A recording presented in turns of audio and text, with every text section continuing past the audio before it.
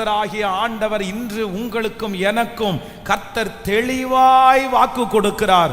இந்த ஜெபம் முடிகிறதற்குள்ளே உங்கள் வாழ்க்கையிலே ஒன்று சம்பவிக்க போகிறது. உங்க குடும்பத்தில் ஒன்று சம்பவிக்க போகிறது. உங்களுக்கு சம்பவிக்க போகிற அந்த அற்புதத்தை பார்த்து, அந்த அதிசயத்தை பார்த்து, அந்த நன்மையை பார்த்து கர்த்தர் வாக்கு கொடுக்கிறார். சுற்றி இருக்கிறவர்கள் ஆச்சரியப்பட்டு பிரமிக்க போகிறார்கள். நம்புறவர்கள் கரங்களை முழு பலத்தோடு தட்டி ஆமென் ஆமென். உங்க பிள்ளையினுடைய வாழ்க்கையிலே சம்பவிக்க போகிற அந்த நன்மையை பார்த்து ஆச்சரியப்பட்டு பிரமிக்க போகிறார்கள். உங்க வாழ்க்கையிலே நடக்க போகிற அந்த அதிசயத்தை பார்த்து, சம்பவித்ததை பார்த்து சுற்றி இருக்கிறவர்கள் ஆச்சரியப்பட்டு பிரமிக்க போகிறார்கள். ஹல்லேலூயா. அந்த சூழ்நிலையை நீங்க நினைச்சு பாருங்க. ஆண்டவருடைய ஊழியக்காரர்களாகிய இருவர் அப்படியே அந்த அலங்கார வாசலில் இருந்து ஆலயத்திற்குள்ளாக பிரவேசிக்க வருகிறார்கள். அப்ப அந்த ஆலயத்திற்கு முன்னாடி நிறைய பேர் அப்படியே பிச்சை கேட்டுட்டு இருக்கிறாங்க. அப்ப அதுல ஒருத்தன் பல நாட்களாக வாரம் எல்லா மீட்டிங்லையும் நடக்கும்போது அவங்களுடைய குடும்பத்தில் இருக்கிறவங்க அவனை குண்டு கட்டா தூக்கிட்டு கை கால் தூக்கிட்டு அந்த வாசல் பக்கத்தில் உட்கார வைப்பாங்க. அவ்வளவுதான். அந்த வாசல்ல உட்கார்ந்து போறவங்கள்ட்டையும் வாரவங்கள்ட்டையும் கையை நீட்டி அவன் பிச்சை கேட்டுட்டே இருக்கிறான். டெய்லி இது நடக்குது. அப்ப வர்றவங்களும் அது ஒரு பெரிய பொருட்டா எடுக்காம காசு இருந்தா போடுவாங்க, அப்படியே உள்ள போவாங்க, ஆராதிப்பாங்க, வருவாங்க. இதுதான் நடக்குது. இத்தனை நாட்களும் அதுதான் நடந்துருச்சு. அவனை அத்தனை பேரும் முடவனாய் தான் பார்க்கிறார்கள். ஆனா திடீரென்று ஒரு நாள் ஆண்டவர் அவனுக்கு ஒரு அற்புதத்தை செய்கிறார். இந்த அற்புதத்தை பார்த்த உடனே தேவாலயத்திலே அலங்கார வாசலிலே பிச்சை கேட்டுக்கொண்டு உட்கார்ந்திருந்த இவன் தானா? இவன் நேற்றுக்கு வரைக்கும் பிச்சை கேட்டு தானே இருந்தான். 1 மணி நேரத்துக்கு முன்னாடி வரைக்கும் பிச்சை கேட்டு தானே இருந்தான். அவனுடைய வாழ்க்கையிலே நடந்ததை பார்த்து ஆச்சரியப்பட்டு பிரமித்தது போல நான் நம்புகிறேன். அந்த வார்த்தையை கர்த்தர் நம்முடைய தலையின் மேல கர்த்தர் வைத்திருக்கிறார். இதுவரையிலையும் உங்களை எப்படி வேண்டுமென்றாலும் பார்த்திருக்கலாம், உங்க குடும்பத்தை எப்படி வேண்டுமென்றாலும் பார்த்திருக்கலாம். முடவனாய் பார்த்திருக்கலாம், சப்பானியாய் பார்த்திருக்கலாம், முடியாதவனாய் பார்த்திருக்கலாம், இழந்தவனாய் பார்த்திருக்கலாம், ஒன்றும் இல்லாதவனாய் பார்த்திருக்கலாம். ஆனால் கர்த்தர் சூழ்நிலையை மாற்ற போகிறார். அத்தனை பேருடைய கண்களும் இனி நீங்கள் அற்புதத்தை பெற்றுக்கொள்வதை பார்க்க போகிறது. ஆமென். நீங்கள் எழும்பி நிற்கிறதை, இது தீர்க்க தரிசனமான வார்த்தை. அப்படியே சொந்தம் கொண்டாடுங்க, உரிமை பாராட்டுங்க. இது கர்த்தர் எனக்காய் கொடுத்திருக்கிற வார்த்தை. ஹல்லேலூயா. அத்தனை பேரும் நம்மை பார்த்து ஆச்சரியப்பட்டு பிரமிக்க போகிற ஒரு நாள் வரப்போகிறது. ஒரு 10 டைம் கையை உயர்த்தி சொல்ல போகிறோம். எனக்கு சம்பவிக்கிறதை குறித்து மிகவும் ஆச்சரியப்பட்டு பிரமிக்க போகிறார்கள். சொல்லுங்கள், எனக்கு நடக்க போகிற அற்புதத்தை குறித்து ஆச்சரியப்பட்டு பிரமிக்க போகிறார்கள். அறிக்கை செய்யுங்க. எனக்கு சம்பவிக்கிற அந்த அதிசயத்தை பார்த்து ஆச்சரியப்பட்டு பிரமிக்க போகிறார்கள். என்னுடைய வேலையிலே எனக்கு சம்பவித்த குறித்து ஆச்சரியப்பட்டு சொல்லுங்க சொல்லுங்க. என் வீட்டில் அந்த பிள்ளை அறிக்கை செய்து நன்றி நன்றி நன்றி நன்றி நன்றி. மிகவும் ஆச்சரியப்பட்டு அவர்கள் பிரமிக்க போகிறார்கள். இந்த வார்த்தை உங்களுடைய என்னுடைய தலையின் மேல் ஆம் என்றும் ஆமேன் என்றும் அப்படியே நிறைவேறுவதாக. இது ஆண்டவருடைய வார்த்தை, இது ஆண்டவருடைய வார்த்தை. அப்படியே நடப்பதாக, பிரமிப்பார்களாக, ஆச்சரியப்படுவார்களாக. அவர்கள் கண்களுக்கு முன்பாக என்னை மேன்மைப்படுத்துகிற கர்த்தர் என்னை நடத்துவாராக. ஆமென். ஹல்லேலூயா. எனக்கு குறித்ததை நிறைவேற்றி முடிப்பவர் நீரே ஐயா, நீரே. எனக்காக யாவையும் செய்து முடிப்பவர் நீரே ஐயா நீரே எனக்கு குறித்ததை நிறைவேற்றி முடிப்பவர் நீரே. ஐயா நீரே எனக்காக யாவையும் செய்து முடிப்பவர் நீரே.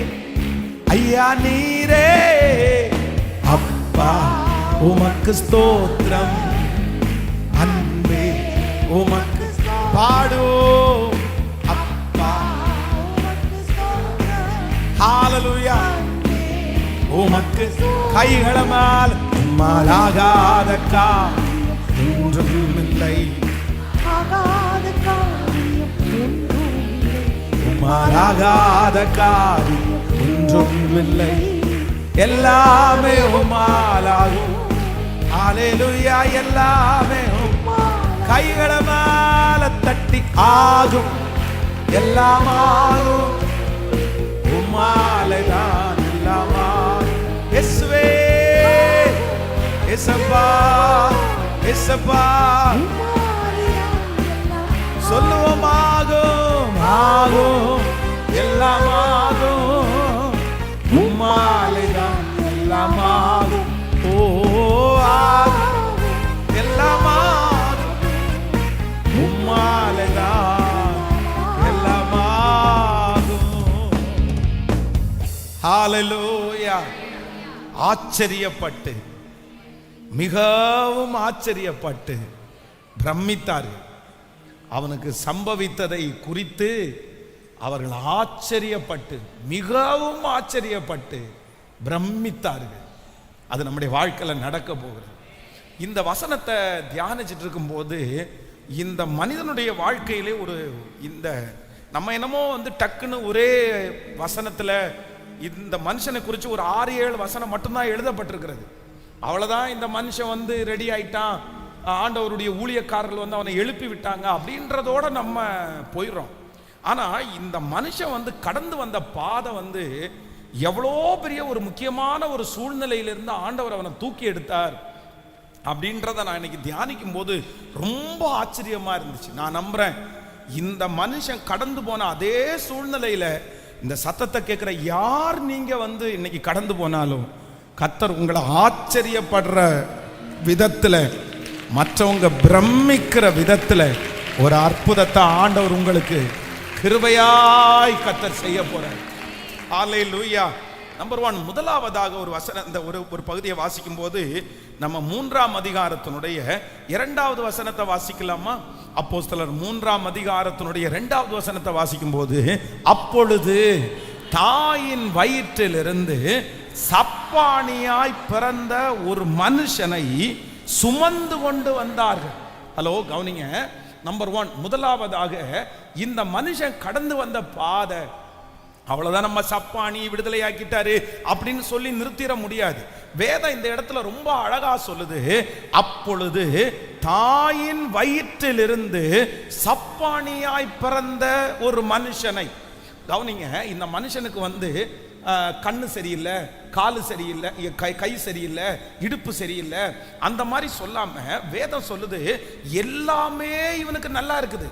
அப்படின்னா அவனுடைய கண்ணு நல்லா இருக்குது, அவனுடைய கைகள் நல்லா இருக்குது, அவனுடைய சரீரத்தில் கிட்டத்தட்ட 99 அவயவங்கள் சரியானதா இருக்குது. அவனுக்கு கிட்னி இருக்குது, அவனுக்கு ஹார்ட் இருக்குது, அவனுக்கு சிந்தை இருக்குது, அவனுக்குன்னு ஒரு இருதயம் இருக்கு, எல்லாமே இருக்குது. ஆனா என்ன அப்படின்னு சொன்னா வேதம் சொல்லுது, அவனுடைய கால்கள் 2 என்னவா இருக்குன்னா முடமா, அவன் சப்பானியா இருக்கான். அவனுக்கு மற்றவங்க சொல்றதெல்லாம் கேட்குது, அவன் திருப்பி பேசுகிற அளவிற்கு அவனுக்கு வாயிலே வார்த்தை இருக்கிறது. ஆனா வேதம் சொல்லுது அவனுக்கு என்ன நடக்குது அப்படின்னு சொன்னா, அவனுடைய கால்களை இழந்த சப்பானி. எங்க இருந்து அவனுக்கு அது ஆரம்பிக்குது அப்படின்னு சொன்னா, தன் தாயின் வயிற்றில் இருந்து அவன் சப்பானியா இருந்தான். அவன் தன் தாயின் வயிற்றிலிருந்து சப்பானியா இருந்தான். அப்படின்னா ஒரு குழந்தை உருவாக்கப்படுகிற ஒரு இடம் எங்க தெரியுமா? ஒரு குழந்தை எங்க உருவாகும், எந்த இடத்துல உருவாகும்னா, ஒரு தாயினுடைய வயிற்றில் அந்த கரு போய் சேர்ந்த உடனே ஒன்னொன்னா உருவாகும். ஆனா அந்த தாயினுடைய வயிற்றுல உருவாகும் போது ஏறக்குறைய சில மாதங்களுக்குள்ளே உருவாகிறது என்ன அப்படின்னு சொன்னா, இந்த கால் வந்து சீக்கிரமா உருவாயிடும். சில சிஸ்டர்ஸ் வந்து மாதமா இருக்கும்போது குழந்தை எப்படி இருக்கு அப்படின்னு கேட்டா நிறைய பேர் சொல்லுவாங்க, உதைக்கிறான் பார்த்தீங்களா, நிறைய பேர் கணவனாரெல்லாம் தொட்டு காமிக்க, இதை பாரு மிதிக்கிறான், இந்த மாதிரி உதைக்கிறான். அப்போ அந்த குழந்தை வந்து உயிரோட இருக்குது, அந்த குழந்தை நல்லா இருக்கு அப்படின்னு சொல்லி சில தாய் வந்து கண்டுபிடிக்கிறதே எப்படிதான் கண்டுபிடிப்பாங்க அப்படின்னு சொன்னா, அந்த குழந்தை வந்து என்ன பண்றதுல உள்ள மூவ்மெண்ட் இருக்கும், காலை வச்சு உதைக்கும், அந்த மாதிரிலாம் அது கண்டுபிடிப்பாங்க. ஆனா இந்த குழந்தைக்கு ஒன்று கிடைக்கப்படலை. என்ன அப்படின்னா, தன்னுடைய உருவாக்க வேண்டிய இடம், அவனை சரி செய்ய வேண்டிய இடம், தன்னுடைய அவயவங்களெல்லாம் ரெடியாக வேண்டிய அந்த தாயினுடைய கருவில் இவனுக்கு எல்லா அறிவும் எல்லாமே வளர்ந்தாலும் வேதம் சொல்லுது, அந்த மனுஷன் நடக்கக்கூடிய அளவிற்கு அவனுடைய கால்களிலே வளர்ச்சி இல்லாததுனாலே அவன் முடமாய் மாற்றப்பட்டான். ஆண்டவர் வந்து சந்தித்த இந்த மனுஷன் யார் அப்படின்னு சொன்னா, தன்னுடைய தாயின் வயிற்றில் இருந்து சப்பானியாய் பிறந்த ஒரு மனுஷன். நான் நம்புறேன் இன்றைக்கு இந்த சத்தத்தை கேட்கிற நிறைய பேருடைய வாழ்க்கையில உங்களுக்கு எங்க இருந்து மிஸ்டேக் ஆரம்பிச்சிருக்கும் தெரியுமா? சில மனிதர்களுக்கு வந்து இடையில எல்லாம் மிஸ்டேக் ஆரம்பிக்கல, எனக்கு பிறந்த போதே இந்த மிஸ்டேக் ஆரம்பிச்சிருச்சு. நான் என்னுடைய தாயின் வயிற்றில் பிறந்ததிலிருந்தே இந்த தப்ப ஆரம்பிச்சிருச்சு. என்னுடைய பிறப்பே சரியில்லை, நான் வளர்க்க என்னை படிக்க வச்சு என்னை உருவாக்க வேண்டிய இடத்துல என்னை உருவாக்கல, என்னை படிக்க வேண்டிய இடத்துல நான் மிஸ் ஆயிட்டேன், நான் ஆரம்பத்திலேயே தோற்று போனேன், என்னை தப்பா கைட் பண்ணிட்டாங்க, என்னை தப்பா நடத்திட்டாங்க. இப்படிப்பட்ட யாரோ ஒருத்தர் இந்த சத்தத்தை நீங்க கேட்டுக்கொண்டே இருக்கலாம். ஆனா ஆண்டவர் வாக்கு கொடுக்கிறார், தாயின் கருவிலிருந்தே இல்ல ஆரம்பத்திலிருந்தே நீங்கள் உருவாக்கப்பட வேண்டிய இடத்திலேயே நீங்கள் உருவாக்கப்பட முடியாம அங்கே இருந்து ஒரு முடம் உங்களுடைய வாழ்க்கையில் ஒரு சப்பானித்தனம் உங்களை தொடருமானால் அந்த காரியத்தை மாற்றி உங்களை கால்களை நடக்க வைத்து ஞானத்தை கொடுத்து சகல படிப்பினைகளையும் கொடுத்து உங்களை நடத்துவதற்கு கர்த்தர் வல்லவராயிருக்கிறார். ஆமென். நம்முடைய தேவன் அதை செய்கிறதற்கு வல்லவராயிருக்கிறார். சிலர் பாருங்க, எங்கிருந்து மிஸ்டேக் ஆயிரும் அப்படின்னு சொன்னா, அவர்கள் கற்றுக்கொள்ளுகிற அந்த இடத்திலிருந்து சில மாதங்களுக்கு முன்பாக ஒருத்தரை சந்திச்சேன். ஒரு கணவன் மனைவி 2 பேரை சந்திக்கும் போது அவருடைய அந்த கணவனார் வந்து அவர் அந்த ஃபேமிலியில ரொம்ப ஈடுபாடா இல்லை, எங்கன்னா அவர் நேசிக்கல, இந்த மாதிரி அவர் வந்து குடும்ப உறவுல எதுலையுமே அவர் இல்லை அப்படின்ற ஒரு கம்ப்ளைண்ட்டை வந்து அந்த சிஸ்டர் வந்து கிரியேட் பண்ணி அந்த குடும்பம் ஒரு பிரிஞ்சு போகிற ஒரு சூழ்நிலையில இருக்குது. உடனே அந்த சகோதரனை கூப்பிட்டு தனியா பேசி, ஏப்பா நீ இப்படி இருக்கிற, என்ன பிரச்சனை உனக்கு, நீ நல்லா தானே இருக்கிற, நீ உடல்நிலை சரியென்ன தானே இருக்கிற அப்படின்னு சொன்ன உடனே அவன் ஒரு பெரிய ஸ்டோரியை ஒன்று சொல்றான். என்ன ஸ்டோரி சொல்றான் அப்படின்னு சொன்னா, அவனுடைய மாமனார் வந்து அவனுடைய அம்மா அவனுடைய தம்பி வந்து ஒரு 22 வயதா இருக்கும்போது இந்த பையன் வந்து ஒரு 4th ஸ்டாண்டர்ட் படிச்சிருக்கிறான். இவன் 4th ஸ்டாண்டர்ட் படிக்கும்போது அவங்க அம்மா அப்பா 2 பேருமே இந்த மாமா கிட்ட விட்டுட்டு இவங்க வந்து வெளியில வேலைக்கு போயிட்டு ரொம்ப லேட்டா வருவாங்க. இந்த வாலிப பையனான இந்த மாமா என்ன பண்றாருன்னா, இந்த பையனை மிஸ்யூஸ் பண்ணிட்டாரு. அப்படின்னா அன்னைக்கு இருக்கிற 20 காசு 30 காசு அந்த மாதிரி பணத்தை கொடுத்து தவறான பழக்க வளத்தை கத்து கொடுத்து ஹோமோசெக்சுவல் அப்படிப்பட்ட ஒரு மோசமான ஒரு விதத்துல 4th ஸ்டாண்டர்ட்ல அவனை வந்து அந்த மாதிரி ஒரு விஷயத்துல அவர் அப்படி அவனை நடத்திட்டாரு. இவன் வந்து வளர வளர வளர அந்த ஸ்பிரிட் இவனுக்குள்ள ரொம்ப அட்டாக் பண்ண ஆரம்பிச்சிருச்சு. அதனால எப்பவுமே அப்படின்னா ஒரு கேர்ளை பார்த்தா அந்த மாதிரி எதுவுமே அவனுக்கு தோணாம அவனுக்கு என்னதான் தோணும் அப்படின்னு சொன்னா, பாய்ஸ் பசங்க, அந்த பசங்களோட சேர்ந்து தான் இந்த மாதிரி இதெல்லாம் பண்ணலாம் அப்படின்னு எனக்கு தோணுது. அதனால என்னுடைய ஃபேமிலி லைஃப்ல என்னால வந்து மிங்கிளாகவே முடியல.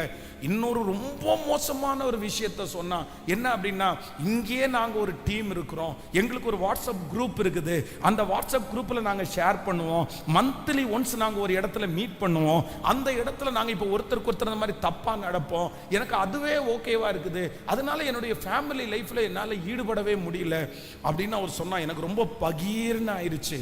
இந்த 25 வருட ஊழியத்தில் இந்த மாதிரி சின்ன வயசுலேயே அஃபெக்ட் ஆன நிறைய பேரை நான் பார்த்துருக்குறேன்.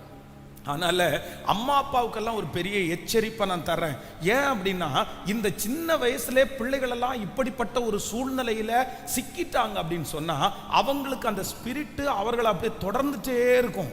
அதுல இருந்து அவங்களால வெளியே வரவே முடியாது. இது ஓப்பனா எல்லாம் நிறைய பேச முடியாது. இது ஒரு பெரிய சம்பவம். இது பெரிய நிறைய இருக்குது. சின்ன வயசுல குழந்தைங்களை கையாடல் பண்றது, அந்த கெடுத்துறது சிலர், அந்த பிள்ளைகளுக்கு அந்த மாதிரி திணற பிள்ளைகளை நிறைய நான் கவுன்சிலிங் கொடுத்துருக்கேன். ஐயோ கொடுமையா இருக்கும், அவருடைய வாழ்க்கையே கொடுமையா இருக்கும். சின்ன வயசுல இருந்தே இவ்வளோ பெரிய ப்ராப்ளமா, நீ இத்தனை வயசு வரைக்கும் இதுல இப்படி கண்டினியூ. ஆமா, என்னால ஒன்றும் பண்ண முடியல, சின்ன வயசுல இந்த மாதிரி என்ன பண்ணிட்டாங்க. ஆனால் இன்றைக்கு இந்த வசனத்தை தியானித்து கொண்டிருக்கும் போது இந்த சத்தத்தை கேட்கிற யாரோ ஒருத்தர் அப்படி இருக்கலாம், இல்லைன்னா உங்க பிள்ளைங்க அப்படிப்பட்ட ஒரு காரியத்துல சிக்கி இருக்கலாம். ஒரு பொல்லாத மனுஷன் என் பிள்ளை இப்படி பண்ணிட்டான், ஒரு துரோகி இந்த மாதிரி என்ன பண்ணிட்டான், இந்த மாதிரி என் பிள்ளைய கெடுத்துட்டாங்க, சின்ன வயசுல படிக்க வேண்டிய வயசுல இந்த அறிவை வளர்த்த வேண்டிய வயசுல என் பிள்ளைய அப்பவே முடமாக்கிட்டாங்க அப்படின்னு யார் ஒருவர் இருந்தாலும் நான் நம்புகிறேன், நம்முடைய கருவிலிருந்து உண்டான சாபத்தை முறிக்கிற கர்த்தர் நம்மோடு இருக்கிறார். கருவிலிருந்து உண்டான சாபத்தை கர்த்தர் இன்றைக்கு முறிக்க போகிறார். இந்த 31வது நாள் அந்த அற்புதம் நடக்க போகிறது. ஆமென். தாயின் வயிற்றில் இருந்து சப்பானியாய் பிறந்த ஒரு மனுஷனுடைய அந்த சரீரத்தை பலப்படுத்த முடியுமானால், உன்னுடைய தகப்பனிடத்திலே வந்தது, தாயினிடத்திலே வந்தது, பிறக்கும் போதே உருவான அந்த சாபத்தை கர்த்தர் வாக்கு கொடுக்கிறார், இன்றைக்கு நான் முறிப்பேன். ஹல்லேலூயா. தாயின் வயிற்றிலே பிறக்கும் போதே உண்டான அந்த தவறுகள் மறக்கப்பட்டு போவதாக. அங்கிருந்து நீங்கள் உருவாக்கப்படாமல் இருக்கலாம், கர்த்தர் சரியான விதத்திலே உருவாக்கப்படாமல் இருக்கலாம், ஆனால் ஆண்டவர் சப்பானியை தூக்கி எடுக்கிறதற்கு கர்த்தர் வல்லவராயிருந்தார். இதை நீங்க டிக்ளேர் பண்ணி நீங்க ஜெபிக்கணும். சிலருக்கு எங்க இருந்து தோல்வி ஆரம்பிச்சிருச்சு அப்படின்னு சொன்னா, பிறக்கும் போதே அப்படியே கொஞ்சம் வளரும் போதே, கற்றுக் கொடுக்க வேண்டிய அந்த நேரத்துல, நல்லதை கற்றுக் கொடுக்க வேண்டிய அந்த நேரத்துல அப்பவே ஆரம்பிச்ச பிரச்சனை, அங்கேருந்து விழுந்த விழுக, அங்கேருந்து சரியாகாத அந்த வாழ்க்கை கண்டினியூவா வளர வளர வளர அது தொடர்ந்துட்டே இருக்கலாம். ஆனா நான் இன்னைக்கு உங்களுக்காக ஸ்பெஷலா நான் ஜெபிக்க போறேன். அதிலிருந்து ஆண்டவர் உங்களை கிருபையாய் கர்த்தர் மீட்டெடுக்க போறாரு. நீங்க யாரும் பயப்பட வேண்டாம், உங்க பிள்ளைகள் பயப்பட வேண்டாம். அந்த அடிமைத்தனத்திலிருந்து உங்களை விடுதலையாக்குற ஒருவர் இருக்கிறார். இந்த சப்பானியை கர்த்தர் எழும்பி நடக்க பண்ணுவார். ஆனால் தாயின் வயிற்றிலிருந்து தோன்றின போது உண்டான சாபம் முறியும். அந்த சாபத்தை கர்த்தர் முறிப்பார். பிறக்கும் போது உள்ள சாபம் முறியும். ஹல்லேலூயா. Thank you Jesus.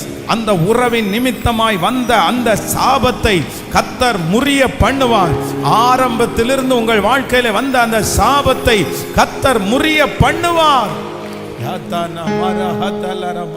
வேதம் சொல்லுகிறது, நம்மை கிருபையாய் நடத்துகிற கர்த்தர். விசுவாசிக்கிறீங்களா இல்லையா? வேதத்துல பலரை யாபேசை குறித்து வேதம் சொல்லுகிறது, அவனுடைய தாய் அவனை பெற்றெடுக்கும் போது துக்கமாய் பெற்றெடுக்கிறார்கள். அப்படின்னா அந்த அம்மா அவனுடைய வயிற்றிலிருந்து வெளியே வரும்போதே அந்த குழந்தை எப்படி வருதுன்னா சாபம், துக்கம்னு வருது. ஆனா வேதம் சொல்லுது, தன்னுடைய தாயார் தனக்கு வச்சிருக்கிற பேரை ஆண்டவர் வித்தியாசமாய் மாற்றி யாபேசை கர்த்தர் எல்லையை பெரிதாக்கினார். தன் தாயினுடைய சாபத்திலிருந்து விடுதலை கொடுத்தார். உங்க பிள்ளைக்கு அந்த பிறக்கும் போதே இருந்த அந்த சூழ்நிலையை கர்த்தர் மாற்றுவாராக. பிறக்கும் போதே இருந்த அந்த பலவீனத்தை ஆண்டவர் மாற்றுவாராக.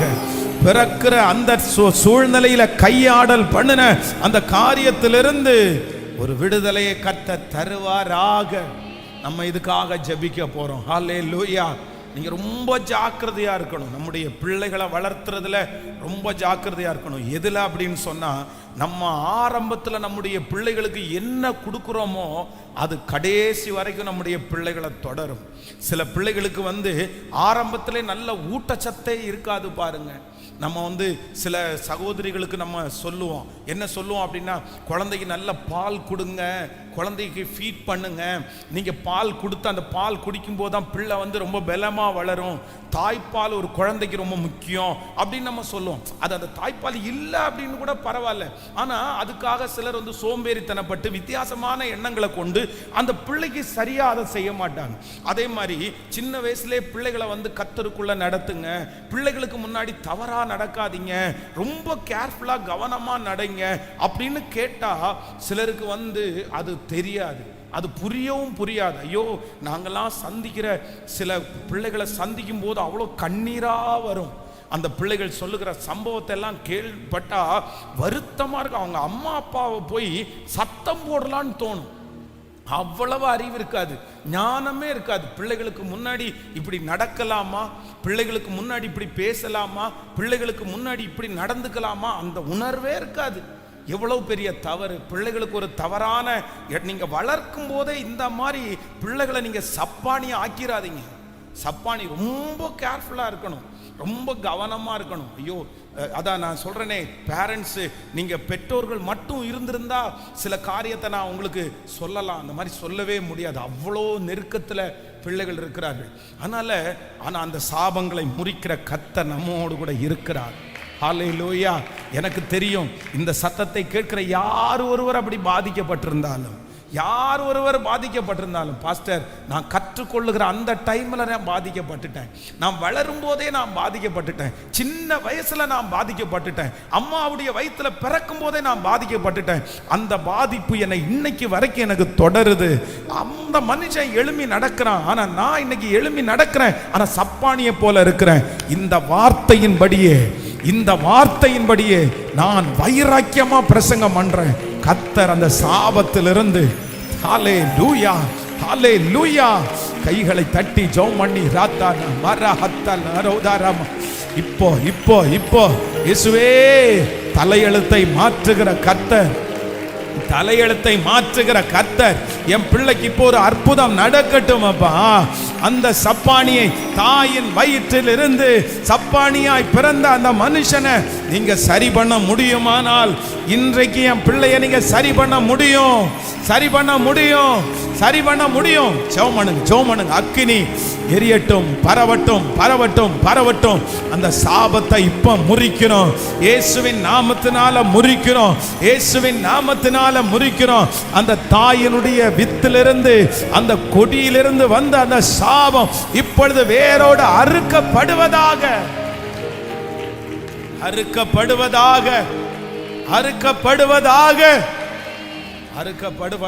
ஹல்லேலூயா, ஆமென். நம்பர் 1, முதலாவதாக இந்த சப்பானி, இந்த மனுஷன் கடந்து வந்த ஃபர்ஸ்ட் பாதை என்ன அப்படின்னா, அவன் தாயின் வயிற்றில் இருக்கும் போதே சப்பானியா இருந்தான். அவனை கர்த்தர் விடுதலையாக்குகிறார். நம்பர் 2, இரண்டாவதாக ஒரு காரியத்தை நம்ம வாசிக்கும் போது ரொம்ப அழகான ஒரு வசனத்தை வாசிக்க முடியும். அந்த அதிகாரத்தினுடைய, ஆமென், 2வது வசனத்திலிருந்து அப்படியே வாசிக்கலாமா? 2வது வசனத்துல வாசிக்கலாம், 2வது 3வது வசனத்தை வாசிக்கலாம். அப்பொழுது தாயின் வயிற்றிலிருந்து சப்பானியாய் பிறந்த ஒரு மனுஷனை சுமந்து கொண்டு வந்தார்கள். தேவ ஆலயத்திலே பிரவேசிக்கிறவரிடத்திலே பிச்சை கேட்கும்படி நாடோறும் அவனை அலங்கார வாசல் எனப்பட்ட தேவாலயத்தின் வாசல் அண்டையிலே வைப்பார்கள். கவனிங்க, எல்லாரும் கவனிங்க. நம்பர் 2, இரண்டாவதாக இந்த மனுஷன் கடந்து வந்த 2வது பாதை என்ன அப்படின்னா, நல்லா கவனிச்சுக்குங்க. இப்போ இந்த இடத்துல என்ன நடக்குது அப்படின்னு சொன்னா, தேவாலயத்தில் அப்பொழுது ஒரு மனுஷனை சுமந்து கொண்டு வந்தார்கள். தேவாலயத்திலே பிரவேசிக்கிறவிடத்திலே பிச்சை கேட்கும்படி நாள்தோறும் அவனை அலங்கார வாசல் எனப்பட்ட தேவாலய வாசல் அண்டையிலே என்ன பண்ணுவாங்களாமா? வைப்பார். அப்படின்னா என்ன அர்த்தம்? வைப்பார்லாம் என்ன அர்த்தம்? அப்படின்னா நான் என்ன நினைக்கிறேன் அப்படின்னு சொன்னா, இவருக்கு ஒரு ஃபேமிலி இருக்குது, இவருக்கு ஒரு குடும்பம் இருக்குது, இவரை நம்பி ஒரு 4-5 பேர் இருக்காங்க. என்ன அப்படின்னு சொன்னா, இவனுடைய இந்த மனுஷனுடைய இவன் சப்பானியா இருக்கான், இவன் முடவனா இருக்கிறான், அதை குறித்து யாருக்குமே சொல்லுங்களேன். இந்த மனுஷனுடைய உடல் சரியாகணும், இவன் எழும்பி நடக்கணும், இதை குறித்து யாருக்குமே எந்த கவலையும் இல்லை. ஏன் அப்படின்னு சொன்னா, டெய்லி காலையில தூக்கிட்டு வந்து ஒரு டியூட்டி இவனை கொண்டு எங்க வைப்பாங்க, அவ்வளவுதான் கொண்டு வந்து வச்சுட்டாங்க. இவர் கை நீட்டுவார். அப்போ போறவங்க வர்றவங்க எல்லாருமே வெள்ளிக்காசு இது எல்லாத்தையும் கையில போடுறாங்க. மொத்தத்தையும் இவர் எங்க போடுறாரு, பாக்கெட்டுக்குள்ள போடுறாரு. பாக்கெட்டுக்குள்ள போன உடனே இப்போ வீட்டில இருந்து சாயந்தரம் வந்து என்ன பண்ணுவாங்க சொல்லுங்க, சாயந்தரம் வந்து அவனை தூக்கிட்டு போவாங்க. தூக்கிட்டு போய் வீட்டில் வச்சு இப்போ காசு எடுத்த காசை எண்ணுவாங்க. ஒன்னொன்னா எண்ணி எண்ணி எண்ணி தொகையேற்றி இப்போ என்ன பண்ணுவாங்கன்னா, இந்த மனுஷனுக்கு என்ன கொடுப்பாங்கன்னா சாப்பாடு கொடுக்கலாம். இவன் சப்பானியா இருக்கிறதுனால, இவன் பிச்சை எடுக்கிறதுனால அந்த மனுஷனுக்கு வந்து நல்லா ட்ரெஸ் பண்ண வேண்டிய அவசியம் சொல்லுங்க, ஜீன்ஸ் பேண்ட் போட்டு அவன் இன் பண்ண வேண்டிய அவசியம், கூலிங் கிளாஸ் போக விட வேண்டிய அவசியம், கார்ல போய் இறங்க வேண்டிய அவசியம். அப்படி கார்ல போய் இறங்கினா, கூலிங் கிளாஸ் போட்டு இறங்கினா கண்டிப்பாக அவனுக்கு என்ன கொடுக்க மாட்டாங்க, அவனுக்கு பிச்சை கொடுக்க மாட்டாங்க. ஆனா இவர்களுடைய நோக்கம் என்ன அப்படின்னா, அவன் கூலிங் கிளாஸ் போட்டு இருக்கணும்ன்ற நோக்கம் அல்ல. என்ன நோக்கம் அப்படின்னு சொன்னா, அவனை பிச்சை எடுக்க வைக்கணும்னு தான் நோக்கம். அதனால அதற்குள்ள ட்ரெஸ்ஸை போட்டு தான் இவருக்கு 1000 வருதோ, 2000 வருதோ, 5000 வருதோ, 10,000 வருதோ, இவருடைய ஜோப்புக்குள்ளதான் விழுமே தவிர ஒரு நாள் கூட அந்த பணத்தை இவரால் என்ன பண்ண முடியாதுன்னா பயன்படுத்தி கொள்ளவே முடியாது. தனக்கு காசு கிடைக்குது, தனக்கு சாப்பாடு கிடைக்குது, தனக்கு துணிமணி கிடைக்குது, ஆனால் தனக்கு கிடைக்கிற எந்த ஆசீர்வாதத்தையும் தான் எடுத்துக்கொள்ளாமல் யாரோ ஒருத்தர் தன்னுடைய கையிலே கிடைக்கிற அத்தனை ஆசீர்வாதத்தையும் யாரோ ஒருத்தருக்கு போயிட்டே இருக்குது. இது வரைக்கும் பர்சனலா இவருக்கு எதுவுமே கிடைச்சது சொல்லுங்க. இப்ப யாராவது ஒருத்தர் ஒரு 50 ரூபாவை அவங்களுக்கு கொடுக்குறாங்கன்னு வச்சுங்களேன், ஒரு 50 rupees கொடுக்குறாங்கன்னா, அந்த 50 ரூபாவுக்கு அவர் போய் கடையில போய் பிரியாணி வாங்கி சாப்பிட முடியாது, அவரு போய் சாப்பிட முடியாது. யாரோ ஒருத்தரிடத்துல கொடுத்து தான் அவர் வாங்கி சாப்பிட முடியும். அந்த சூழ்நிலையில தான் இருக்காங்க. இதுவரைக்கும் அவருக்கு கிடைத்த எதுக்கும் அவர் சொந்தக்காரர் அல்ல. ஆனா the first time, the முதல் டைம் ஊழியக்காரங்க வர்றாங்க, அதே போல எதேர்ச்சியா கையை நீட்டுறாரு. ஏதாவது கொடுப்பாங்கன்னு சொன்னோன்னா அவங்க சொல்றாங்க, வெள்ளியும் பொன்னும் எங்களிடத்திலே இல்லை, எங்களிடத்தில் இருக்கிறத உனக்கு தர்றோம், இயேசுவின் நாமத்தில் எழுந்து நட, எழுந்து நட. வாழ்க்கையில ஃபர்ஸ்ட் டைம், முதல் டைம் தனக்கான ஒரு ஆசீர்வாதம், தனக்கான ஒரு ஆசீர்வாதம், தன் எதிர்பார்த்த ஒரு ஆசீர்வாதம் இதுவரையிலும் அவனுக்கு கிடைக்கவில்லை. the first time அவனுக்கே கர்த்தர் அந்த ஆசீர்வாதத்தை தர்றாரு. இன்றைக்கு ஆண்டவர் தீர்க்க தரிசனமாய் வாக்கு கொடுக்கிறார். இதுவரை உங்கள் சம்பாத்தியம் யாரோ ஒருத்தருக்கு போயிருக்கலாம், இதுவரைக்கும் உங்களுடைய உழைப்பு யாரோ ஒருத்தருக்கு போயிருக்கலாம்.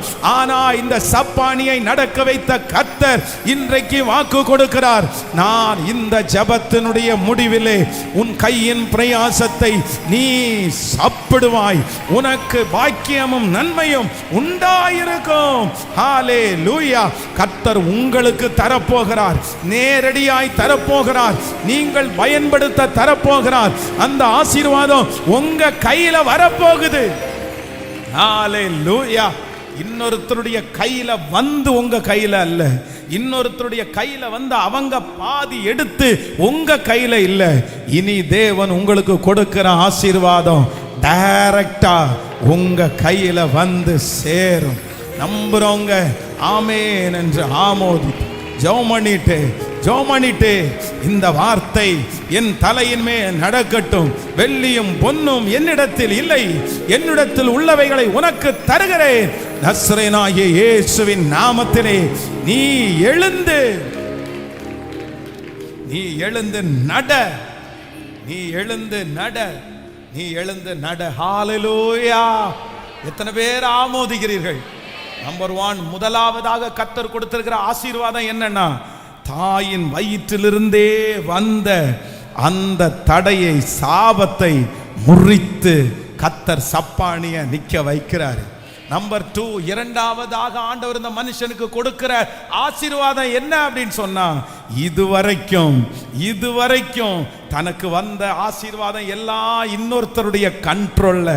the first time கர்த்தர் அவனுக்கு பர்சனலா, தனிப்பட்ட விதத்துல அவனுக்குன்னு ஒண்ணு, நான் நம்புறேன் ஏசேக்குல வழக்காடலாம், சித்திலாவில வழக்காடலாம், ஆனா உங்களுக்குன்னு ஒரு ரகபோத்தை, உங்களுக்குன்னு ஒரு தனி காரியத்தை, இனி அதுல உரிமை கொண்டாடுவதற்கு நல்லா விசுவாசிக்கிறவர்கள், இனி அதுல உரிமை கொண்டாடுவதற்கு ஒருவரையும் கர்த்தர் அனுமதிப்பது இல்லை. இனி அவர்களுக்கு போவது இல்லை. ஸ்தோத்திரம், ஸ்தோத்திரம், ஸ்தோத்திரம், ஸ்தோத்திரம். இந்த ஆசீர்வாதம் தலையின் மேல் அப்படியே கடந்து வருவதாக. லதன மரஹதலரமா, லூதன மரஹதலரமா, லிதரபௌரியாகதலரமா. உங்களை பர்சனலா கர்த்தர் ஆசீர்வதிக்க போறார். ஆண்டவர் உங்களை தனியா கர்த்தர் சந்திக்க போறார். இனி உங்களுக்கு சேர போகுது, இனி உங்களுக்கு கடந்து வர போகுது. அந்த நன்மை நீங்க ஒருத்தரை அனுபவிக்கிறது மாதிரி கடந்து வர போகுது. இனி நீங்க அதை அனுபவிக்க போறீங்க. கர்த்தர் உங்க கையை அனுபவிக்க கிரியை செய்ய போறாரு. ஹல்லேலூயா, ஹல்லேலூயா. இதுவரைக்கும் ஒருவேளை அப்படிப்பட்ட சூழ்நிலை உங்களுக்கு இல்லாம இருக்கலாம், ஆனா இந்த வசனத்தின்படி உங்களுக்கு அப்படியே நிறைவேறும். விசுவாசிக்கிறீங்களா? ஸோ நம்பர் 3, மூன்றாவதாக இந்த சம்பவத்தில் வந்து ரொம்ப அழகான ஒரு வசனம் வாசிக்கலாம். 7வது வசனத்தை வாசிக்கலாமா? 7வது வசனம். ஆமென். வலது கையினால் அவனை பிடித்து தூக்கி விட்டான். உடனே அவனுடைய கால்களும் கரடுகளும் பலன் கொண்டது. நல்ல கைகளை தட்டி கர்த்தர ஹல்லேலூயா, ஆமென். வெள்ளியும் பொன்னும் என்னிடத்தில் இல்லை, இயேசுவின் நாமத்தில் எழும்பி நடன்னு சொல்லி வலது கையை பிடிச்சு அப்படியே என்ன பண்ணிட்டாங்களாமா, அப்படியே தூக்கி விட்டா. அவன் இத்தனை நாள் என்ன சொல்லுது வேதம்? சப்பானியா இருந்த மனுஷனுடைய கால்களும் கரடுகளும் என்ன பண்ணிச்சாமாம் அப்படின்னா, நீங்க வந்து எத்தனை பேர் பார்த்துருக்கீங்கன்னு தெரியல, இந்த காலு சூம்பி இந்த போலியோவில் அட்டாக் பண்ணவங்களை பார்த்தீங்கன்னா, இந்த கால் வந்து பார்த்தீங்கன்னா இந்த தொடையெல்லாம் நமக்கு பெருசா இருக்கும், ஆனா அவங்களுக்கு மட்டும் இந்த காலுடைய தொடையெல்லாம் கரெக்டா இருக்கும், கால் கரெக்டா இருக்கும். ஆனா இந்த கால் மட்டும் எப்படி இருக்கும், அப்படியே ஒல்லியா அப்படியே சூம்பி போயிருக்கும். நீங்க எத்தனை பேர் பார்த்தீங்கன்னு தெரியல. அப்போ எழுப்பி விட விட விட விட அந்த கால் முட்டி எல்லாம், அதான் சொல்றது, கால்களும் கரடுகளும் அந்த முட்டி எல்லாம் அப்படியே பெருசாகி அப்படியே ஸ்ட்ரென்தன் ஆகி அப்படியே காலெல்லாம் நிமிர்ந்து அப்படியே நின்றானாம். ஆமென். இதுல ஒரு பெரிய அர்த்தம் இருக்குது, என்ன அப்படின்னு சொன்னா, ஒரு மனுஷனுடைய ஒரு தாயினுடைய வயிற்றுல இருக்கும் போது வந்து பாத்தீங்க அப்படின்னு சொன்னா ஒரு வளர்ச்சி இருக்கிறது. அப்படின்னா கிட்டத்தட்ட இந்த மனுஷனுக்கு எத்தனை வயசுன்னா 40 வயசு, 40 இயர்ஸ் ஆச்சு இந்த மனுஷனுக்கு. அப்போ இந்த 40 வயசு வரைக்கும் தான் ஒரு மனுஷனுக்கு வந்து வளர்ச்சின்றது இருக்குது. பொதுவா வந்து இந்த ஹைட் ஆகிறதுக்கு ஆசைப்படுறாங்க பாருங்களேன். இந்த ஹைட் ஆகிறவங்க ஆசைப்படுறவங்க ஒரு குறிப்பிட்ட ஒரு 40 வயசுக்கு உள்ளேயே அவங்க ஹைட் ஆகிறதா. அதுக்கு மேல என்ன பண்ண முடியாது. எவ்வளவுதான் ஜிம்முக்கு போனாலும் எத்தனை தான் பிடிச்சி இழுத்தாலும் நமக்கு அப்படிதான், அப்படி சொல்றாங்க 40 வயசு. அப்போ இந்த மனுஷனோடு கூட இப்ப இந்த மனுஷன் பிறக்கிற டைமும் ஒரு 50 பேர் பிறந்திருப்பாங்கன்னு வச்சுங்களேன். 50 பேர் பிறந்தாங்கன்னா 50 பேருக்கும் என்ன இருக்குன்னா வளர்ச்சி எப்படி இருக்கும்னா கரெக்டா இருக்கும். 6 மாசத்துல ஒரு வளர்ச்சி, 8 மாசத்துல ஒரு வளர்ச்சி, 1 வருஷத்துல உள்ள வளர்ச்சி, 5 வயசுல ஒரு வளர்ச்சி, 10 வயசுல ஒரு வளர்ச்சி. இந்த வளர்ச்சி வந்து அப்படியே ரொம்ப அழகா இருக்கும். ஆனா அவனை சுற்றி இருக்கிற அத்தனை பேரும் 6 வயசுல, 5 வயசுல, 10 வயசுல அந்த வளர்ச்சியை பார்க்கும்போது இந்த மனுஷனுக்கு மட்டும் என்ன இருக்காது சொல்லுங்களேன்? அந்த கால் அப்படியே இருக்கும், அந்த கால் அப்படியே இருக்கும், 10 வருஷத்துல அப்படியே இருக்கும். ஆனா இவரோடு கூட பிறந்த அந்த மனுஷனை முன்னாடி நிக்க வச்சு பார்த்தா அவனுக்கு 10 வயசுல எந்த அளவுக்கு கால் வளரணுமோ அந்த அளவுக்கு அந்த மனுஷனுக்கு காலு. ஆனா இவனுக்கு அப்படியே இருக்கும். இப்ப எத்தனை வயசாயிடுச்சு? 40 வயசுல இந்த மனுஷனோடு கூட பிறந்த எல்லாருக்கும் வளர்ச்சி அந்தந்த வயசுல அந்தந்த நாளில் சரியா இருக்கும்போது இந்த மனுஷனுக்கு மட்டும் என்ன இல்லைன்னா 40 வருஷமா கரெக்டான தேவையான வளர்ச்சி இல்லை. ஆனா வேதம் சொல்லுது ஒரே நாளில் 40 வருஷத்தினுடைய வளர்ச்சிய கர்த்தர் ஒன் டேல, ஒரு நிமிஷத்துல கரங்களை தட்டி, இது தீர்க்க தரிசனமான வார்த்தை. இது தீர்க்க தரிசனமான வார்த்தை. இது விசுவாசிக்கிறவர்களுக்கு நடக்கும். இது ஆண்டவருடைய பிள்ளைகளுக்கு நடக்கும். கர்த்தர் வாக்கு கொடுக்கிறார். இல்ல, கர்த்தர் உங்களோடு கூட இருப்பாரானால், அந்த சப்பானியை நிற்க வைத்த கர்த்தர் வாக்கு கொடுக்கிறார்.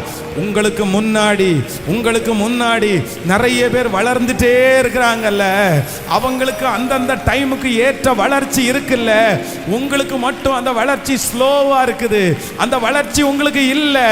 ஆனா கர்த்தர் நினைப்பார், ஆனால் அந்த சப்பானியினுடைய காலை ஒரே நாளிலே வளர்க்க வைக்கிறது உண்மையானால், இந்த ஜெபம் முடிகிறதற்குள்ளே அந்த வளர்ச்சி உங்களை தேடி வரும். ஒரே நாளிலே கர்த்தர் செய்வார். ஒரு மாசத்திலே கர்த்தர் செய்வார், ஒரு வருஷத்திலே கர்த்தர் செய்வார். ஹalleluya, ஹalleluya, ஹalleluya, ஆமென் சொல்லுங்க பார்க்கலாம். ஹalleluya. எத்தனையோ பேர் இந்த சப்பானியை பார்த்து சொல்லியிருப்பாங்க. அவங்க ஒருவேளை இந்த சப்பானுடைய அம்மாவா இருந்தா ரொம்ப துக்கப்படுவாங்க. நிறைய பிள்ளைங்க வளரும் போது என் பிள்ளை வளரல, நிறைய பிள்ளைகளுடைய கால் வளரும் போது என் பிள்ளை, அந்த மாதிரி யோசிச்சிட்டே இருந்திருப்பாங்க. ஆனா ஆண்டவர் என்ன பண்ணிட்டார்னா, ஒரே நாளில் முழு வளர்ச்சியையும் கர்த்தர் தந்தார். ஒரு வருஷத்துல ஆண்டவர் தர முடியும். 6 மாதத்திற்குள்ள கர்த்தர் 10 வருடத்தினுடைய வளர்ச்சியை தர முடியும். 40 வருஷத்தினுடைய வளர்ச்சியை ஒரு நாளில் கர்த்தரால தர முடியுமானால், ஹalleluya, கைகளை உயர்த்தி சொல்லுங்க, அப்பா பார்த்து, நான் விசுவாசிக்கிற ஆண்டவரை கர்த்தரால தர முடியும். அந்த மாதிரி சூழ்நிலையில இருக்கிற ஒவ்வொரு ஆண்டவருடைய பிள்ளைகளும் ஜெபிங்க. இது தீர்க்க தரிசனமான வார்த்தை, இது தீர்க்க தரிசனமான வார்த்தை, இது தீர்க்க தரிசனமான வார்த்தை. அநேகருக்கு நடந்து கொண்டே இருக்கிறது. இந்த சத்தம் கேட்கிற ஒவ்வொருத்தருக்கும் நடந்து கொண்டே இருக்கிறது. இன்றைக்கு இந்த 31வது நாள் ஸ்பெஷல் டே. ஆண்டவர் நிறைய பேரோட முகமுகமா கர்த்தர் பேசுறார். கர்த்தர் நல்லவர், கர்த்தர் நல்லவர், கர்த்தர் நல்லவர், கர்த்தர் நல்லவர். ஹalleluya. நம்பர் 5, கடைசியாய் இந்த விஷயத்தை நான் தியானிக்கும் போது இந்த 5ஆவதாக ஒரு காரியம் ரொம்ப ஆச்சரியமா இருக்குது. நீங்கள் 8வது வசனத்தை வாசிக்கும் போது 8வது வசனத்தை, அவன் குதித்து எழுந்து, எல்லாரும் சத்தமா வாசிக்கலாமா? அவன் குதித்து எழுந்து நின்று நடந்தான். நடந்து குதித்து தேவனை துதித்து கொண்டு அவர்களுடனே கூட தேவ ஆலயத்துக்குள் பிரவேசித்தான். கைகளை தட்டி அப்பாவுக்கு அப்பாவுக்கு அப்பாவுக்கு ஹalleluya, ஆமென். அந்த காலத்துல தேவாலயத்துல உள் பிரவேசிக்கிறவங்களுக்கு ஒரு ரூல்ஸ் இருந்துச்சு. என்ன அப்படின்னு சொன்னா, சப்பானியா முடமா இருக்கிறவங்க அதுக்குள்ள போகல, அதுக்குள்ள அந்த அலங்கார வாசலுக்குள்ள போகல. அப்போ ஒவ்வொரு நாளும் இந்த மனுஷன் எங்க இருக்கிறார் அப்படின்னு சொன்னா, அலங்கார வாசலுடைய வெளியில, அலங்கார வாசலுடைய வெளியில. ரொம்ப அழகான வாசல், ஆனா உள்ளுக்குள்ள போக முடியல. உள்ள என்ன இருக்குது, எத்தனை பேர் ஆராதிக்கிறாங்க, உள்ள எப்படி இருக்கும், சவுண்ட் எப்படி இருக்கும், ஆராதிக்க முடியுமா? அது நம்ம உள்ள போக முடியாது. நம்ம வெளியிலே இருக்கிறதுக்காகவே உருவாக்கப்பட்டவங்க, நமக்கு உள்ள போகிறதுக்கு எந்த தகுதியும் இல்லை. ஆனா வேதம் சொல்லுது, ஆண்டவர் ஒரு நன்மையை செய்கிறார். அவனுக்கு என்ன பண்றார் அப்படின்னு சொன்னா, அவன் இருந்த அந்த பிளேஸ இத்தனை நாட்களும் அந்த அலங்கார வாசலுக்கு முன்னாடி இருந்தான், வாசலுக்கு முன்னாடி இருந்தான், பிச்சை கேட்டிருந்தான். அவனுக்குன்னு ஒரு பிளேஸ் இருந்துச்சு. அந்த பிளேஸ்ல அவனுக்கு சேர் இல்லை, அந்த பிளேஸ்ல அவனுக்கு டவல் மட்டும்தான் முன்னாடி விரிச்சிருந்தாங்க. அந்த இடம் சுத்தமா இருக்காது, அந்த இடம் நிறைய பேர் மிதிச்சுட்டு போற இடம். அந்த இடம் நிறைய பேர் காலணிகளை கழட்டி போடுற இடம். அந்த மாதிரி ஒரு இடத்துல தான் இத்தனை வருஷமா 40 வருஷமா அங்கதான் உட்கார்ந்துருக்கிறான். ஆனா த ஃபர்ஸ்ட் டே ஆண்டவர் ஒன்று பண்றாரு. அவனுடைய இடத்தை அங்க இருந்து சேஞ்ச் பண்ணி கர்த்தர் எங்க கொண்டு போறாருன்னா அலங்கார வாசலுக்குள்ள. அலங்கார வாசலுக்குள்ள இது நடக்கும் சகோதரனே, இது நடக்கும் சகோதரியே, அம்மா இது நடக்கும், ஐயா இது நடக்கும். கர்த்தர் வாக்கு கொடுக்கிறார், உன் இடத்தை நான் சேஞ்ச் பண்ணுவார் சீக்கிரமா. நீ இந்த இடத்துல அவமானத்தோட இருக்கிற இடத்திலிருந்து கர்த்தர் உன்னை தூக்கி உன்னதமான ஒரு இடத்துல வைப்பார். ஆசைப்படாத, விருப்பப்படாத, கஷ்டமா, வேதனையா, அநேகம் பேர் மிதிச்சிட்டு போகிற இடத்துல நீ இருக்கிற, அநேகம் பேர் உன்னை தரக்குறைவா நினைக்கிற இடத்துல இருக்கிற, நிறைய பேர் உங்களை ஏளனம் பண்ணுகிற இடத்துல நீங்க இருக்கிறீங்க. நிறைய பேர் உங்களை பார்த்து ஏளனமாய் ரொம்ப குறைவா பார்க்கிற இடத்துல நீங்க இருக்கிறீங்க. ஆனா ஆண்டவர் வாக்கு கொடுக்கிறார், வெகு சீக்கிரத்திலே கர்த்தர் அந்த இடத்திலிருந்து உங்களை தூக்கி எடுத்து, குப்பையில கிடக்கிற உங்களை தூக்கி எடுத்து, கீழே கிடக்கிற உங்களை தூக்கி எடுத்து அரண்மனைக்குள்ள கர்த்தர் கொண்டு போவார். அலங்கார வாசலுக்குள்ள கர்த்தர் உங்களை கொண்டு போவார். நம்புறவங்க கரங்களை தட்டி ஆமென், ஹalleluya. அலங்கார வாசலிலே அலங்கோலம் உடவன் என்று நடந்தானே இயேசு நாமத்தில்.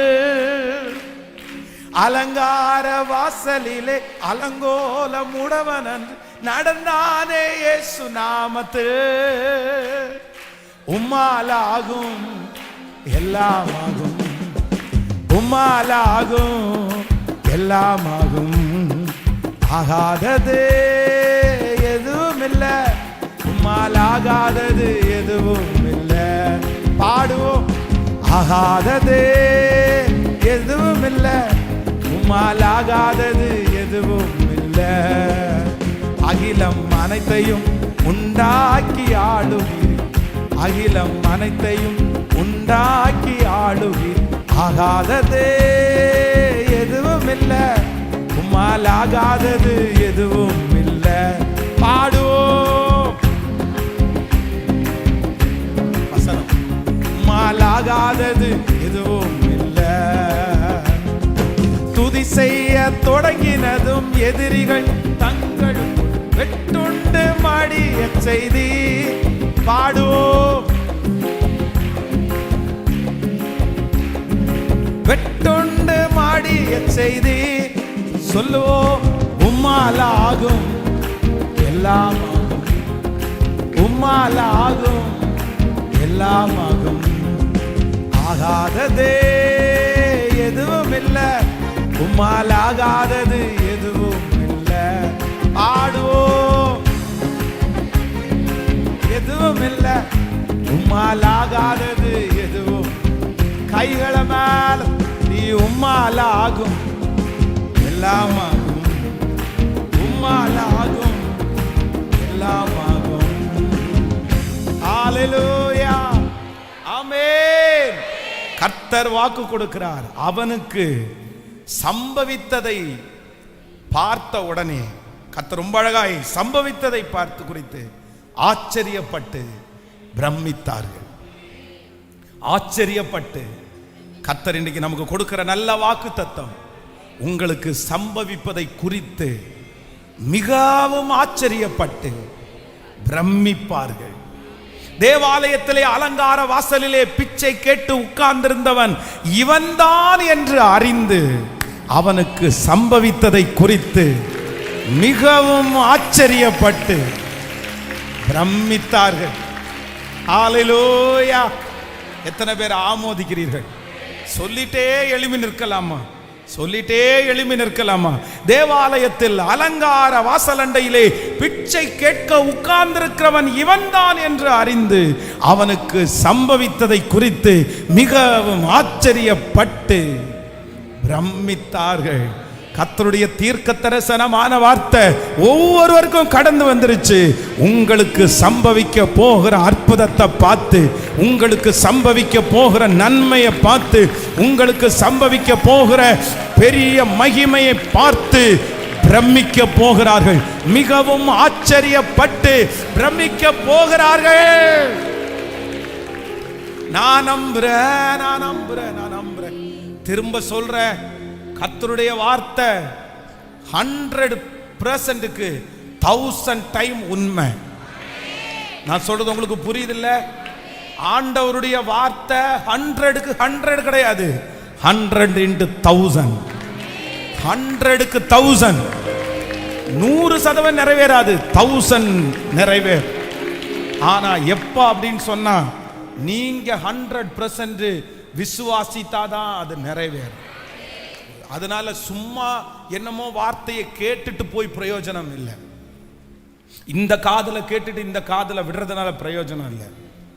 விசுவாசத்தை கெடுக்கிறதற்கு என்ன முயற்சி வேணாலும் நடக்கும், தேசத்துல என்ன முயற்சி வேணாலும் நடக்கும். நீங்க ஒரு பெரிய வெற்றியை அடைகிறீங்கன்னா உங்களுக்கு இருக்கிற பெரிய சவாலே என்ன தெரியுமா? நீங்க ஆண்டவரை நம்புறதுதான் உங்களுக்கு பெரிய சவால். அத நான் உங்களுக்கு சொல்லி இருக்கிறேன். இந்த இடத்தை ஆண்டவர் இந்த திருச்சபைக்காக வாங்குறதற்காக ஒரு நாள் இந்த சர்ச்சில் நடந்து ஜெபம் பண்ணும்போது இந்த இடம் கிடைச்சிரும் அப்படின்ற ஒரு பெரிய நம்பிக்கை, ஒரு விசுவாசம் எனக்குள்ள வந்துருச்சு, ஒரு தெளிவு வந்துருச்சு.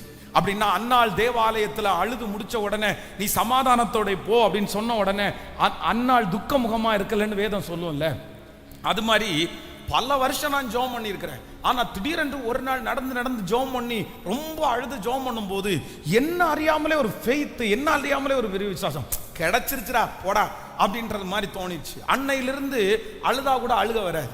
அன்னையிலிருந்து என்னால் அழவே முடியல, சந்தோஷப்பட்டு நன்றி நன்றி நன்றின்னு அப்படிதான் சொல்லிட்டு இருந்தேன்.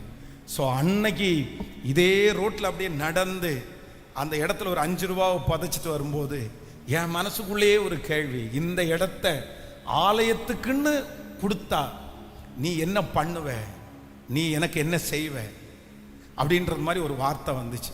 பேதுருவை பார்த்து ஆண்டவர் கேட்டார்ல, நீ என்ன நேசிக்கிறாயா அப்படின்னு கேட்டார்ல, அந்த மாதிரி என்ன பார்த்து கேட்குற மாதிரி தெரிச்சு. சரி, இது உனக்கு அறியாதது, இது உனக்கு எட்டாதது, உன்னுடைய திராணிக்கு மிஞ்சினது. நீ இப்போ ஜெபம் பண்ணும் போதே அது நடக்கக்கூடிய வாய்ப்பே இல்லை. ஒருவேளை நடந்துச்சுன்னா உனக்கு கிடைச்சுன்னா நீ என்ன பண்ணுவ அப்படின்னு சொல்லி, அப்போ நான் யோசிச்சு பார்க்கணும், என்ன ஆண்டவருக்கு கொடுக்கறதுக்கு ஒன்றுமே இல்லை, எல்லாமே அவர் கொடுத்ததான் நம்மகிட்ட இருக்குது. அவருக்கு என்ன கொடுக்கும்போது அப்போ என் கையை உயர்த்தி ஒரே ஒரு வார்த்தையை மட்டும் சொன்னேன், நான் உங்களை நம்புவேன், நான் உங்களை நம்புவேன், நான் உங்களை நம்புவேன். என் லைஃப்லயே, என்னுடைய லைஃப்லயே பெரியது என்னவா தெரிஞ்சுன்னா அது மட்டும்தான். நீ உங்களுக்கு இது புரியுதோ புரியலையோ, பாஸ்டர் நீங்க போய் இப்படி சொல்றீங்க, ஆண்டவரை நம்புறதா உங்களுக்கு பெரிய அச்சீவ்மெண்ட் சொல்றீங்க. நம்ம நடந்து வருகிற பாதை அப்படிப்பட்டது, நம்ம வாழ்கிற உலகம் அப்படிப்பட்டது. பிசாசு உங்களுக்குள்ளே இருக்கிற விசுவாச கப்பலை சேதப்படுத்துறதுக்கு என்ன முயற்சி வேணாலும் எடுப்பான். அதுவும் இந்த கடைசி காலத்துல பாத்தீங்க அப்படின்னா விசுவாசத்தை தான் புடுங்குவான். விசுவாசம்ன்ற ஒன்றை மட்டும் புடுங்கிட்டான்னு வச்சுக்கங்களேன், அவ்வளவுதான், நீங்க எதுவுமே இல்லை, ஜீரோ. விசுவாசமானது நம்பப்படுகிறவர்கள் உறுதியும் காணப்படாதவைகளின் நிச்சயமாயிருக்கிறது. விசுவாச கப்பல் சேதமாயிருச்சுன்னா முடிஞ்சிச்சுன்னு அர்த்தம். ஃபெய்த் இல்லைன்னு வச்சுங்களா, நீங்க ஜெபத்துக்கு வர மாட்டீங்க. விசுவாசம் உங்களை விட்டு போயிடுச்சுன்னா பைபிள் வாசிக்கிறத நிறுத்திடுவீங்க. விசுவாசம் உங்களுக்குள்ள போயிடுச்சு அப்படின்னா ஜெபம் பண்றதை நீங்க நிறுத்திடுவீங்க. விசுவாசம் உங்களுக்குள்ள போயிடுச்சுன்னா நீங்க பாட்டுக்கு சினிமா பார்க்க ஆரம்பிச்சிடுவீங்க. விசுவாசம் உங்களை விட்டு போயிடுச்சிங்கன்னா நீங்க என்ன வேணாலும் ஆண்டவருக்கு விரதமாய் எதுவுமே கேட்க மாட்டீங்க. உங்களுக்கு எல்லாத்துலயுமே ஒரு ஜெலஸ் வந்துடும். அப்படியே ஒரு வித்தியாசமா அட போப்பா. இது வரைக்கும் உங்களை பைபிள் வாசிக்க வைக்கிறது என்ன தெரியுமா? என்னது? ஃபெய்த், விசுவாசம். இந்த 100 நாள் ஜெபத்துல 31 நாள் உங்களை வர்றதுக்கு தள்ளி கொண்டு வர்றது என்ன? ஃபெய்த், விசுவாசம். விசுவாசம் தான் உங்களை கொண்டு வந்து நிறுத்தி இருக்குது. நீங்க ஞானஸ்நானம் எடுத்தது, நீங்க ரட்சிக்கப்பட்டது, நீங்க கர்த்தருக்கு ஊழியம் செய்கிறது, இது எல்லாமே எதுல தான் அடங்கி இருக்குது? ஃபெய்த், விசுவாசம். நம்ம கண்டு விசுவாசிக்கிறவன் அல்ல, காணாமல் விசுவாசிக்கிறவன். பேதுரு ஆண்டவரை பார்த்த உடனே சொல்றாரு, ஆண்டவரே அப்படின்னு, நீ பார்த்து விசுவாசிக்கிற, நீ விழாவில் கை போட்டோன்னு விசுவாசிக்கிற, உன் விசுவாசம் பெருசுன்னு நினைக்காத, காணாமல் விசுவாசிக்கிறவன் பாக்கியவான். அதனாலதான் கர்த்தர் சொல்றாரு, மேகம் போன்ற இத்தனை திரளான சாட்சிகள் நம்மை சுற்றி நெருங்கி நிற்க பாரமான யாவற்றையும் தள்ளிவிட்டு விசுவாசத்தை துவக்கிறவரும் முடிக்கிறவருமாயிருக்கிற அவரை நோக்கி நமக்கு நியமித்திருக்கிற ஓட்டத்திலே ஒருமையாய் faith, விசுவாசம். அதனால நம்புறதா அவசியம், நம்புறதா அவசியம். நீங்க அதை உறுதியா அதான் பாருங்க. சாத்ராக் மேஷாக் ஆபேத்நேகோ இந்த அக்கினி சூளைக்கு எங்களை தப்புவித்தாலும் அதாங்க faith. இந்த 100 days நடந்த இந்த 100 நாட்கள் சொன்ன வாக்கு தத்துவம் எனக்கு நிறைவேறும் உங்களை நம்புறேன்னு சொல்றதல்ல faith. 100 நாள் சொன்ன வாக்கு தத்துவம் இங்க நடந்தாலும் அங்க நடந்தாலும் நீர் தாயா எனக்கு தகப்பன், அதுதான் faith. அதுதான் faith. அதான் யோபுனுடைய faith, அப்படிதான் அவனுடைய faith. நீர் என்னை நம்மளா இருந்தா நீர் என்னை வாழ வச்சாலும், நீர் என்னை வாழ வச்சாலும், கொன்று போட்டாலும்ன்ற வார்த்தை சொல்லவே மாட்டோம். ஆனா விசுவாசம்ன்றது என்ன அப்படின்னா, வாழ வச்சாலும் கொன்று போட்டாலும் அவர் மேல் நான் நம்பிக்கையா இருப்பேன். அதான் அப்போஸ்தலனாகிய பவுல் சொல்லும்போது ரொம்ப அழகா சொல்ற, கிறிஸ்து எனக்கு ஜீவன், சாவு எனக்கு ஆதாயம். ஹல்லேலூயா. ஆனால் அப்படி நம்பணும், அப்படி நம்பணும், அப்படி நம்பணும். அதுக்கு மாற்று கருத்தே இருக்கக்கூடாது. எவன் வந்து சொன்னாலும் வேலையை பாருப்பா, என் கர்த்தரை பற்றி எனக்கு தெரியும், என்னுடைய நம்பிக்கை பற்றி எனக்கு தெரியும், நீ வேலையை பாரு, நடந்தாலும் நடக்கல நீ வேலையை பாரு, நான் நம்புறவர் பெரியவர். உங்க நம்பிக்கை பெருகட்டும், உங்க விசுவாசம் பெருகட்டும். ஹல்லேலூயா, ஆமென். ரொம்ப அழகான பாடல். இன்னைக்கு கர்த்தர் கொடுத்த வாக்குத்தத்தம் 5 சூழ்நிலை, அவர் தாண்டி வந்த 5 சூழ்நிலை. நம்பர் 1, முதலாவதாக இந்த மனுஷனுக்கு இருந்த ஃபர்ஸ்ட் பலவீனம் என்னன்னா, பிறக்கும் போதே தாயின் கருவிலே சப்பானி. அப்படின்னா அவன் பிறக்கும் போதே சரியில்லை, ஆனா கர்த்தர் அதை முறிக்கிறதுக்கு பலன் தந்தார். நம்பர் 2, இரண்டாவதாக இவனுக்கு இருந்த ஒரு மிகப்பெரிய ஆசீர்வாத குறைவு என்ன அப்படின்னு சொன்னா, வாங்குறதெல்லாம் எதுவுமே இவனுக்கு கிடைக்கிறதே இல்லை. இவன் வாங்குறதெல்லாம் யாரோ ஒருத்தருக்கு கொடுக்க வேண்டிய சூழ்நிலை. ஆனா the first time அவனுக்கு ஒரு ஆசீர்வாதம் கிடைக்குது, அது அவனுக்கு பர்சனலா, அது அவனுக்காகவே கிடைக்குது. அதுதான் அவனுக்கு கொடுத்த கர்த்தர் கொடுத்த அற்புதம். நம்பர் 3, மூன்றாவதாக இந்த மனுஷனுக்கு கிடைச்ச 3வது ஆசீர்வாதம் என்னன்னா, 40 வருஷமா அவனை சுத்தி இருக்கிற அத்தனை பேருக்கும் வருஷத்துக்கு வருஷம், மாதத்துக்கு மாதம் ஒரு வளர்ச்சி இருக்கு. இவனுக்கு மட்டும் 40 இயர்ஸா எந்த வளர்ச்சியும் இல்லை. ஆனா 40 வருஷத்தினுடைய வளர்ச்சியை ஒரே நாளில் கர்த்தர் அவனுக்கு தந்தார். சோ நம்பர் 4, நாலாவதாக இந்த மனுஷனுக்கு கிடைச்ச 4வது ஆசீர்வாதம் என்ன அப்படின்னு சொன்னா, டெய்லி ஒரே இடத்துல உட்கார்ந்து இருக்கிறான். அந்த இடம் நிறைய பேர் மிதிக்கிற இடம், அந்த இடம் நிறைய பேர் காலணிகளை போடுற இடம். இந்த இடத்துல இருந்து மாறவே முடியாது, நம்ம சாகிற வரைக்கும் இதுதான் நம்ம இடம் நினைச்சிட்டு இருந்தான். ஆனா அந்த அலங்கார வாசல்ல இருந்து கர்த்தர் உள்ள ஆலயத்துக்குள்ள கொண்டு போய் இடத்தை மாற்றினார். இப்ப அந்த வசனத்தை, இப்ப அந்த வாக்குத்தத்த வசனத்தை வாசிக்கும் போது நமக்கு தெரியும் அப்படின்னு நினைக்கிறேன். அவனுக்கு நடந்ததை தேவ ஆலயத்தில் அலங்கார வாசல் அண்டையிலே பிச்சை கேட்க உட்கார்ந்திருந்தவன் இவன்தான் என்று அறிந்து அவனுக்கு சம்பவித்ததை குறித்து மிகவும் ஆச்சரியப்பட்டு பிரமித்தார்கள். என்னோடு சேர்ந்து சொல்லுங்கள், மிகவும் ஆச்சரியப்பட்டு பிரமித்தார்கள்.